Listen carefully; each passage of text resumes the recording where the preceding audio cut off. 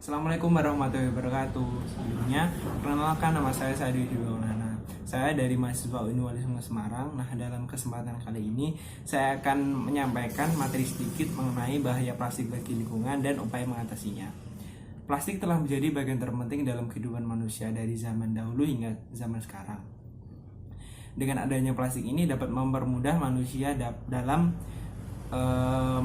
kehidupan sehari-harinya.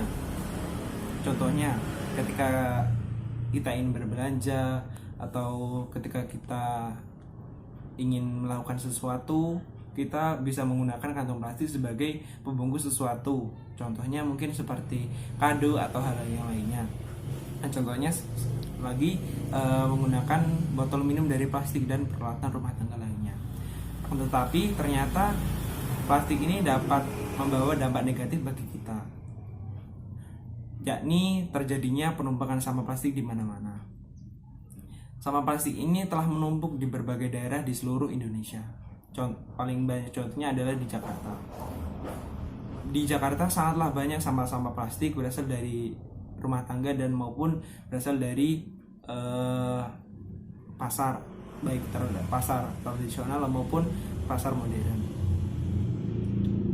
Nah, mengapa kantong plastik ini sangatlah berbahaya? Karena di kantong plastik ini mengandung banyak zat-zat kimia di dalamnya yang bisa mencemari lingkungan kita, baik lingkungan laut maupun di lingkungan tanah. Nah, di Indonesia sendiri menurut penelitian, ternyata Indonesia menduduki peringkat kedua penghasil sampah plastik terbesar di dunia. Berdasarkan penelitian dari UC Davis dan Universitas Hasanuddin menunjukkan di daerah Pasar Tautere Makassar menunjukkan bahwa 23% sampel ikan di sana itu mengandung plastik di dalam perutnya. Sungguh miris sekali ya. Ikan memakan plastik yang seharusnya mereka tidak makan dan membuat mereka menjadi merusak ekosistem mereka dan juga merusak kesehatan mereka. Nah, jika kita bayangkan ya, ketika kita makan ikan yang memakan kantong plastik tadi, kita bisa membayangkan gimana yang terjadi bagi kita dan bagi keluarga kita. Pasti kita akan membawa zat-zat kimia beracun dari kantong plastik ini yang termakan oleh ikan masuk ke tubuh kita, sehingga akan menimbulkan mungkin berbagai macam penyakit. Salah satu contohnya adalah dengan penyakit kanker. Nah, namun tidak dapat dipungkiri lagi bahwa penggunaan plastik ini sangatlah aktif digunakan. Nah, salah contohnya sumber penggunaan plastik terbesar itu yakni adalah di pasar. Mengapa di pasar? Karena banyak pedagang pasar ini menggunakan kantong plastik sebagai sahabat mereka. Mengapa sahabat? Karena dengan kantong plastik ini mempermudah mereka dalam transaksi jual beli.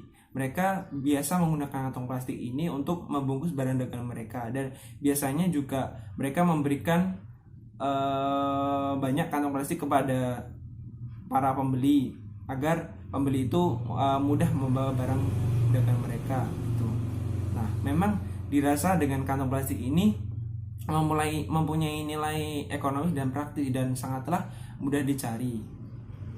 Tapi jika kita lihat ke depannya, ternyata dengan kantong plastik ini itu bisa merusak lingkungan dan mencemari lingkungan.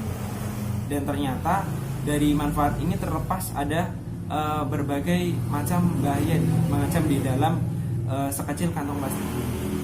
Bahaya seperti apa? Bahaya yang dimaksud adalah kantong plastik ini tidak bisa terurai oleh alam.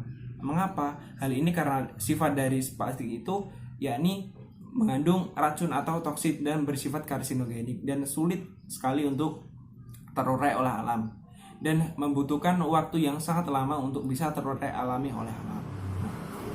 Selain itu, untuk mengurangi penggunaan sampah plastik, kita bisa biasanya kita menggunakan beberapa langkah, teman-teman. Nah, contohnya mungkin teman-teman bisa membakarnya, atau biasa menimbunnya, atau biasa membiarkannya. Nah, untuk kali ini saya akan bahas satu persatu ya. Nah, yang pertama, jika teman-teman membiarkannya, maka hal ini tidak akan memperburuk apa-apa, teman-teman. Justru akan memperburuk keadaan. Ketika kita membiarkannya kantong plastik, kita biarkan begitu saja di jalan, di selokan maupun di sungai, maka hal tersebut bisa mencemari lingkungan dan membuat lingkungan kita menjadi kotor dan tidak asri lagi. Jadi dengan kita membiarkannya itu tidak akan merubah apapun, teman-teman. Nah, yang kedua, jika kita membakarnya, dengan kita membakar kantong plastik itu tadi, jutaan partikel tersebut itu bisa membahayakan bagi lingkungan karena juga bisa menyebabkan polusi udara dan bisa mengganggu sistem pernapasan bagi kita jika terhirup oleh kita. Nah, yang ketiga, jika kita menimbunnya atau kita menanamnya, memang dirasa dari ketiga langkah ini lebih baik kita menimbunnya, akan tetapi ternyata itu juga salah. Ternyata dengan kita menimbunnya itu tidak menyelesaikan suatu keadaan, justru akan memperburuk keadaan. Dengan kita menimbun kantong plastik ini partikel di dalamnya itu bisa merusak mineral air di dalam tanah dan juga bisa menyebabkan polusi tanah. Lalu langkah apa yang harus kita lakukan untuk mengurangi sampah plastik ini? Caranya adalah dengan kita menggunakan atau kita menggerakkan gerakan diet kantong plastik. Contohnya seperti kantong kain seperti ini. Mungkin teman-teman sudah familiar dengan kantong kain seperti ini. Memang dirasa harganya itu lebih mahal daripada kantong plastik pada umumnya. Tapi jika dilihat dari manfaat ke depan, lebih baik menggunakan kantong kain ini. Karena jika kita menggunakan kantong kain ini misalnya rusak atau tidak bisa digunakan lagi, kita bisa mungkin memperbaikinya atau kita bisa mungkin membuang dan dia bisa teroleh alami oleh alam dibandingkan jika kita menggunakan kantong plastik. Dan juga dengan menggunakan kantong plastik ini ketika kita ingin berbelanja atau kita membeli sesuatu, ini lebih bersifat ekonomis karena ini bisa digunakan oleh kapanpun dan dimanapun. Jika dibandingkan dengan kantong plastik, misalnya ketika kita yang berbelanja, pastikan kita harus membayar Rp200 kan. Nah, daripada kita membuang uang Rp200, lebih baik kita menggunakan kantong plastik ini. Atau kita juga bisa membuat kantong plastik sendiri atau membuat kantong plastik dari anyaman yang dirasa nyaman bagi kita. Nah, untuk langkah keduanya, kita juga bisa mendaur ulang kantong plastik menjadi barang yang lebih berharga seperti ini. Teman-teman tahu nggak ini apa? Ini itu sampah plastik dari bungkus minuman bersaset atau minuman cepat saji ya. Ini minuman instan, minuman instan. Nah, ini tuh dikumpulkan dari minuman instan yang biasanya kita buang atau kita tidak guna lagi. Ini tuh dirubah menjadi tas unik seperti ini. Cantik kan? Daripada dibuang, lebih baik kita kan gunakan menjadi barang antik seperti ini. Nah, tahu nggak tas ini harganya berapa? Tas ini harganya itu 100.000 teman-teman jika dijual di toko-toko online. Nah, sangat menarik sekali ya. Daripada kita membuangnya, lebih baik kita itu mengubahnya menjadi barang yang berguna, contohnya seperti ini. Nah, jadi jika kita mengolah sampah plastik dengan baik, maka kita akan memperoleh banyak keuntungan di dalamnya. Pemerintah pusat maupun daerah ternyata sudah menggemborkan upaya penanganan dari kantong plastik ini. Nah, salah satunya itu di Provinsi Bali.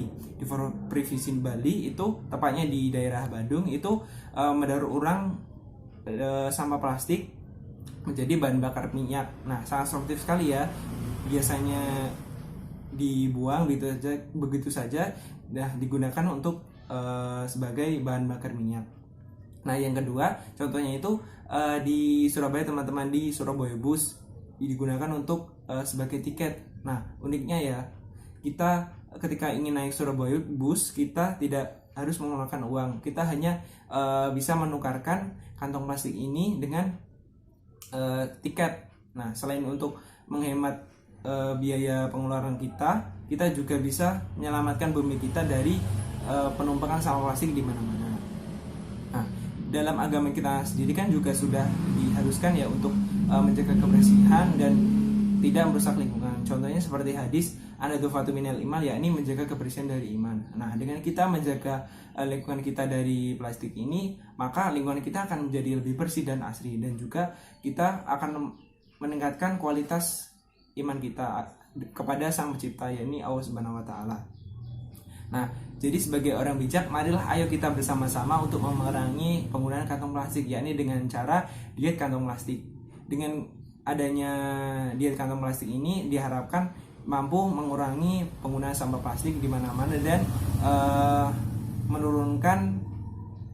menurunkan bahaya dari kantong plastik untuk agar tidak bisa mencemari lingkungan. Nah, mungkin itu saja yang dapat saya sampaikan mengenai bahaya plastik dan upaya mengatasinya. Kurang lebihnya saya mohon maaf. Wabillahi taufiq wal hidayah. Assalamualaikum warahmatullahi wabarakatuh. Sampai jumpa.